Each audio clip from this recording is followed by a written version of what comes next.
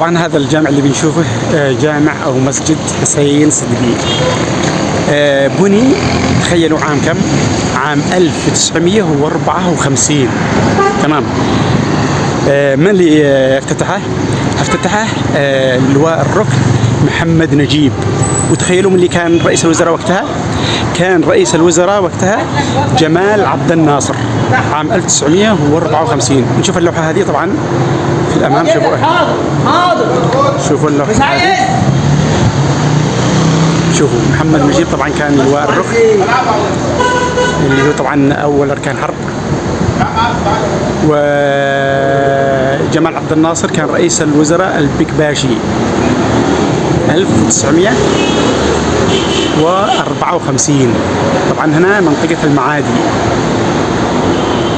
وهنا في الدور الأول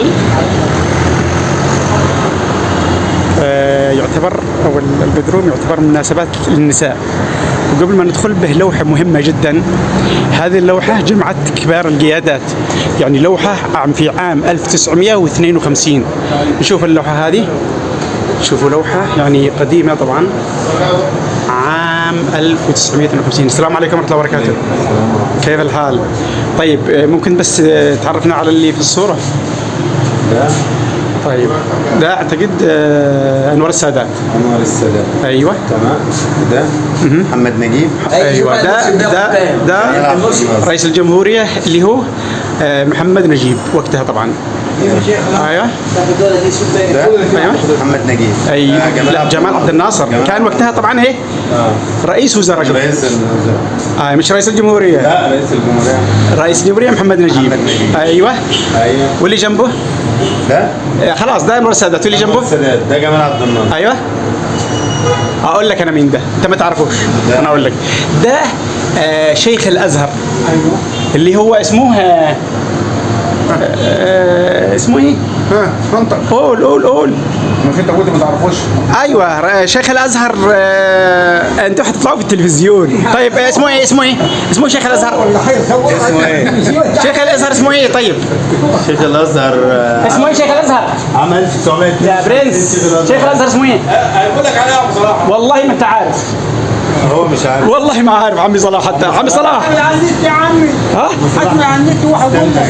يعني مش عارف يا حكم عن النت. طيب اعتقد هو ايوه فعلا الشيخ عبد الرحمن تاج 1952 ل 58 صح؟ والان طبعا مدخل طبعا تحت، ونصور لكم الجامع من فوق. وهذا طبعا مدخل الجامع.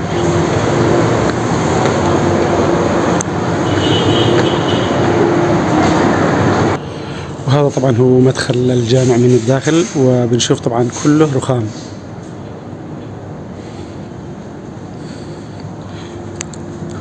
وهنا بنشوف هنا ساعة حائطية على الرخام.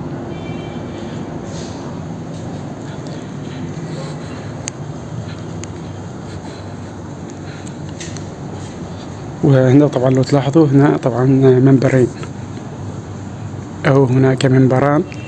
هذا طبعا اللي بيقرأ القرآن قبل الخطبة، وهذا للخطيب في الجمعة.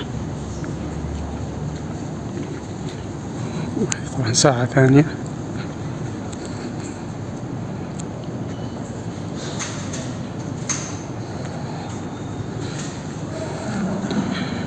وهناك أيضا ساعة أخرى في الحائط.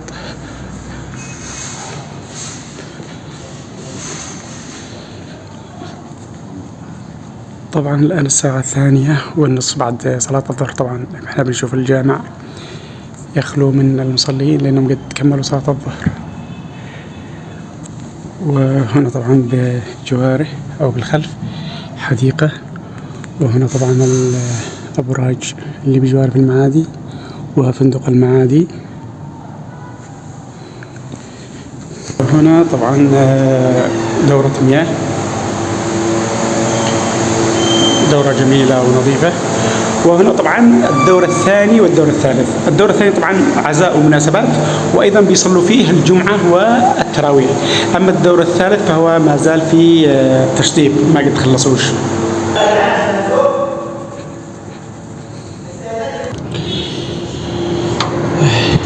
كان هذا هو جامع حسين الصدقي، وهو جامع أثري كما قلنا. وهذه هي المباني من الخلف، أو بالأصح من الخارج.